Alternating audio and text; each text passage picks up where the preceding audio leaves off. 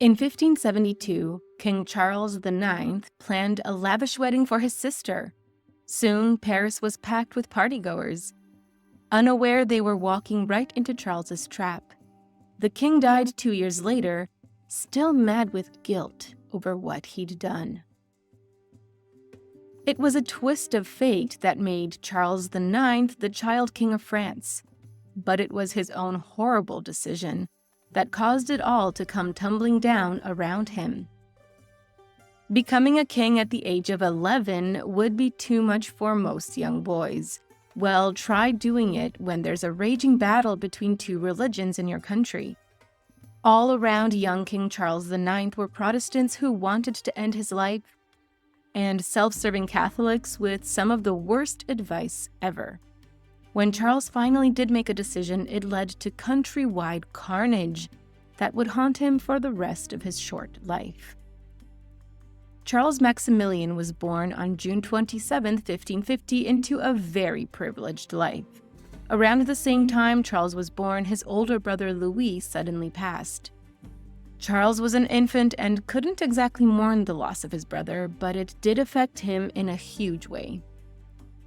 You see, with Louis out of the picture, Charles became the Duke of Orleans. Sadly, tragedy was not through with this family yet.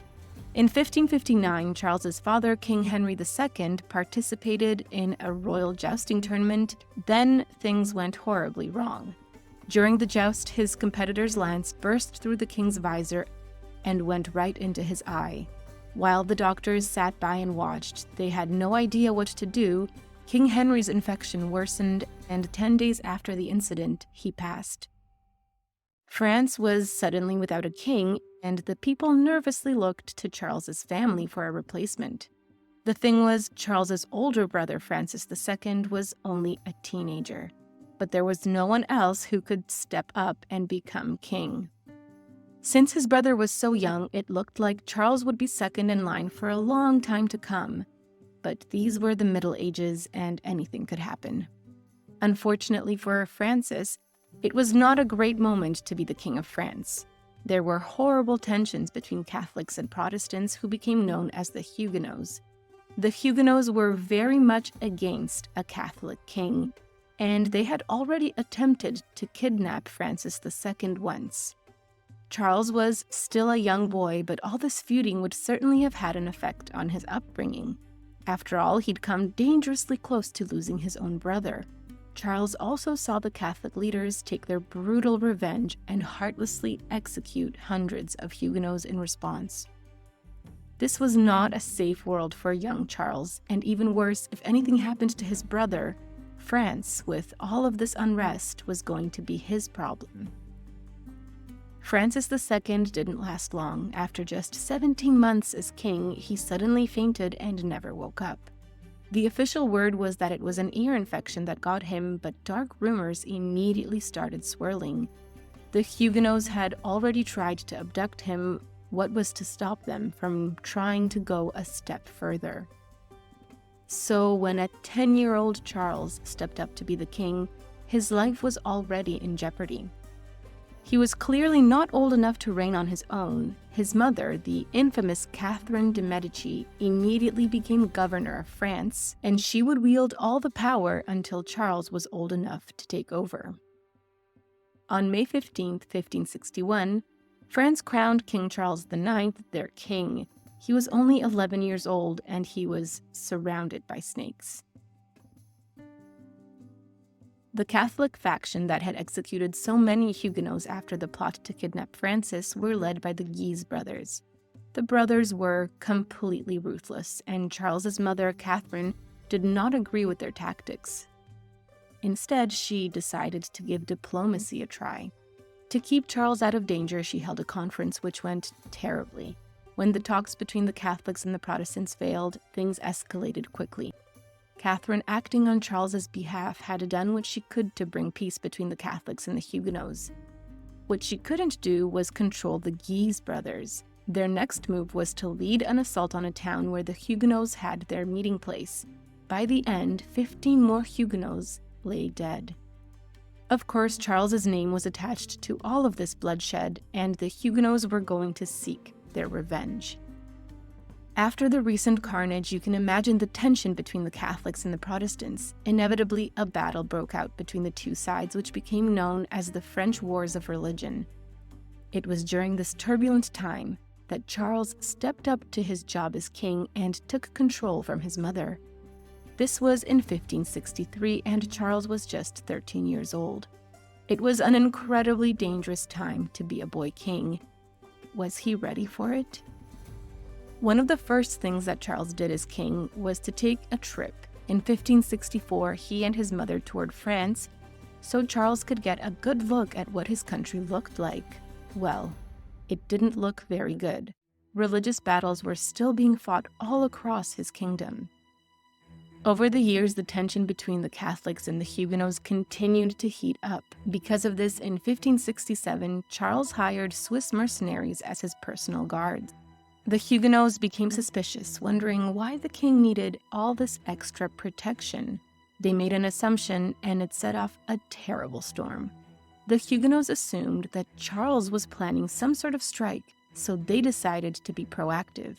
To stop it, they planned to abduct the young king. The Huguenots quietly assembled their men, but luckily Charles found out about the Huguenots' plan. He had to act fast or face dire consequences. The first thing Charles's court did was try and get those Swiss mercenaries to the king as quickly as possible. Unfortunately, they wouldn't get there on time. Charles had to make a decision. Should he and his court stay and fight or flee to Paris? Either choice could spell disaster for Charles. In the middle of the night, Charles and his court decided to flee to Paris. The Huguenots didn't see this coming, and they scrambled to organize a pursuit. In the meantime, the Swiss mercenaries had arrived. The chase was on, and it was quite one-sided. The Swiss mercenaries easily beat down the poorly organized Huguenots, and Charles arrived safely in Paris. The Huguenots had lost, but they planned a quick and bloody revenge. Angry about their failed attempt to abduct Charles, the Huguenots brutally slaughtered 18 Catholics, mostly priests and monks, in the city of Nîmes. They then surrounded Paris, burning down windmills and pillaging Catholic churches.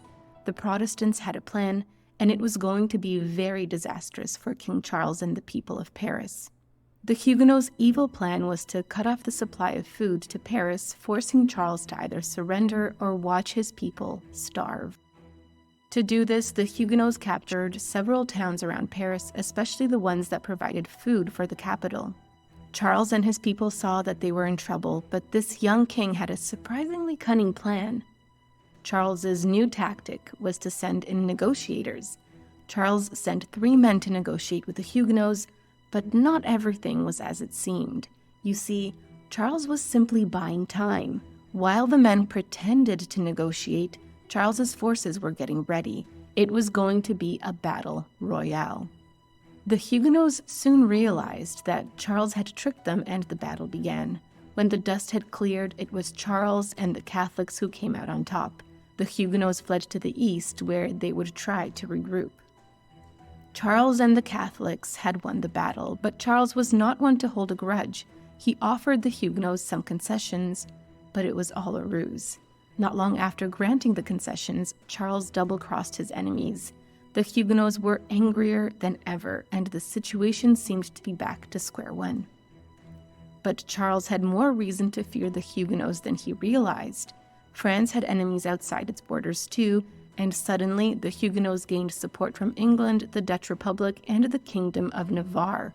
But don't worry, when France's Catholic neighbors saw this, they got nervous and decided to back France. That included Tuscany, Spain, and even the Pope himself. Unfortunately, one thing that Charles and his kingdom didn't have was a lot of cash. All this fighting cost money, and as Charles's treasury dwindled, he was running out of time. He began peace negotiations once more, and this time it seemed to work. In August of 1570, they signed yet another peace treaty. The hope was that this time it would last. Charles, now a strapping young man of 20, took advantage of this lull in the action to try a little romance. Well, it wasn't actually Charles who was interested in romance, it was his mother. You see, Catherine had a plan. She wanted Charles to marry a Catholic just to keep the Huguenots in their place. Catherine had her eye on Elizabeth of Austria. The big question was whether Elizabeth had an interest in Charles. As it turned out, Elizabeth had a few other offers on the table. Well, lucky for Charles, the other options did not pan out, so Charles and Elizabeth were to be married. The ceremony took place on October 22, 1570, in a cathedral in Germany. When the day eventually arrived, there was a glaring omission at the ceremony. Guests at the wedding couldn't help but notice that there was a very important person missing at the altar. There was the blushing bride, but standing next to her was her uncle. Charles was busy with his kingly duties, and so Elizabeth had to marry him by proxy. In fact, Charles and Elizabeth hadn't even met yet. Fate seemed determined to keep them apart. The plan was for Charles and Elizabeth to meet up in France and have a proper wedding with both of them in attendance.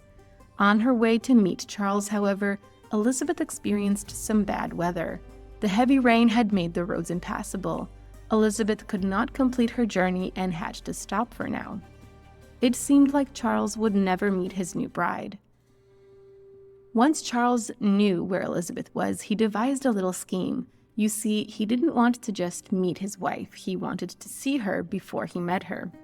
Charles's brothers were entertaining Elizabeth, and Charles arrived wearing a clever disguise. He secretly watched as his brothers showed Elizabeth some architecture. It was Charles's first glimpse of his wife, and he had no idea what to expect. The reports of Charles's opinion of Elizabeth were outstanding. He was apparently delighted with the sight of her. Charles happily attended the second wedding on November 26, 1570, and the cash-strapped royal family didn't hold back on the festivities. The couple seemed to be genuinely pleased with each other, but this led to some bizarre behavior. Nowadays, public displays of affection are pretty common, but back in those days, people kept their hands and lips more to themselves. Not Elizabeth. She was still a teenager, and when she had the impulse to give her husband a kiss, she did. Members of the court found this behavior bizarre. On the outside, they looked like the perfect couple, but there was also a dark side to this marriage. Elizabeth's behavior amused Charles, but not enough to make him faithful. You see, Charles already had a mistress. She was Marie Touchet, whose name was an anagram for I charm all. Touchet understood that Charles's marriage to Elizabeth was just politics and famously said, "The German girl doesn't scare me." Even though Charles had wed Elizabeth, he was soon back in the arms of Touchet. This wasn't the only thing about French life that shocked Charles's wife. Coming from Austria, Charles's bride was a little naive about the hedonistic ways of the French. Charles and his mother decided it would be best if they kept some of the more saucy aspects of court life in France a secret from young Elizabeth. In practice, this just isolated the young foreign girl, but it didn't stop her from getting pregnant. On October 27, 1572, Charles and Elizabeth became parents. The baby was a girl, and they called her Marie Elizabeth. Of course, for an heir to the throne, a son would have been much better. Ironically, it was his mistress who would eventually give him a boy, but this illegitimate child could never become king. Besides romance, Charles was also involved in a bromance.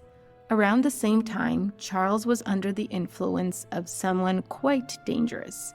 This was Gaspard de Coligny, the leader of the Huguenots. Yes, the very same Huguenots who tried to abduct Charles and the same ones who were violently anti-Catholic. It looked as though Charles was metaphorically sleeping with the enemy. Well, his dear sister was about to do this non-metaphorically. To bring the Catholics and the Protestants even closer together, Charles's sister was about to marry a Huguenot. This was Henry of Navarre, and Charles and his mother Catherine were the ones who organized it. You see, they had a plan. They wanted to end the conflict between the Catholics and the Protestants, and they thought a wedding would do it. Boy, were they wrong about that. When the wedding day arrived, Paris was full of both Catholics and Protestants, and tensions were running high. The actual wedding went off without a hitch, but 4 days after the ceremony, there was an attempt on Coligny's life. No one took responsibility for it, but it certainly cranked up the tension in the city. On August 23rd, Catherine came to Charles to discuss what to do about the Huguenots. Together, they decided to wipe out all of the Protestant leaders, between 2 and 3 dozen men. To accomplish this, the mother and son team came up with an evil plan. Charles closed the gates of the city, so while they slept, the Huguenot leaders had become sitting ducks. Charles then sent his Swiss mercenaries out to do their bloody duty, and they successfully snuffed out the Huguenot leaders. Charles's friend Coligny was one of those Huguenots, and he got some very special treatment. The Duke of Guise wanted to be the one to personally end Coligny's life, because Coligny had taken his father's. Then the Duke coldly threw Coligny's body out into the streets. What happened next defied all reason. When the Parisians saw Coligny's lifeless body on the street, they joined in on the mayhem and, with pure hatred in their hearts, further mutilated Coligny's body. Charles had given his citizens a taste of blood, and they wanted more. Parisians were strict Catholics and filled with pure hatred for the Protestants.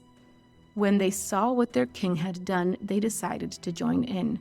Everyday citizens began to search everywhere for Protestants, and when they found them, they showed no mercy. Charles had started something brutal, and no one knew how to stop it. Catholic citizens were now acting like animals. The bodies were piling up, and the Catholics started tossing them straight into the Seine. This had not been Charles's plan at all.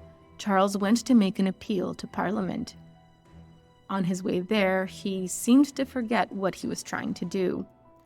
Charles wanted to stop the Parisian citizens from slaughtering the Protestants, but what he said did nothing to stop them. He admitted that he had ordered the annihilation of the Huguenots, and he said he'd done it to protect the royal family. The message he was sending seemed to say that it was okay to wipe out Protestants. Soon the news spread to the rest of France. After his words to Parliament, Charles turned around and sent an order to the governors in the provinces. He unequivocally stated that they should stop the execution of Protestants. Unfortunately, the people in the provinces either didn't receive Charles's message or decided to ignore it. Communications were all messed up, and the Protestants were dropping left, right, and center. Following this gory spectacle, the Huguenot population sharply decreased, and this wasn't just through bloodshed. Some Huguenots, seeing the writing on the wall, decided it would be a good time to convert to Catholicism. The number of actual lives lost is uncertain. The estimates vary from 2,000 to as many as 30,000. Charles saw what his actions had done, and it hit him hard. This bloody event became known as the St. Bartholomew's Day Massacre, and after it, Charles's mental health deteriorated.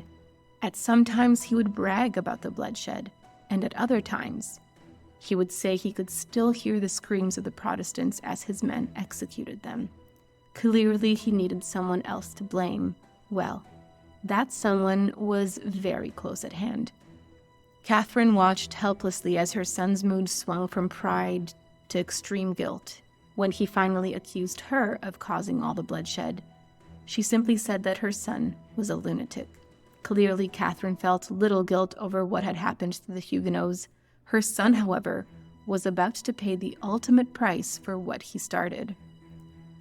Charles's mental health was certainly an issue, but so was his physical health.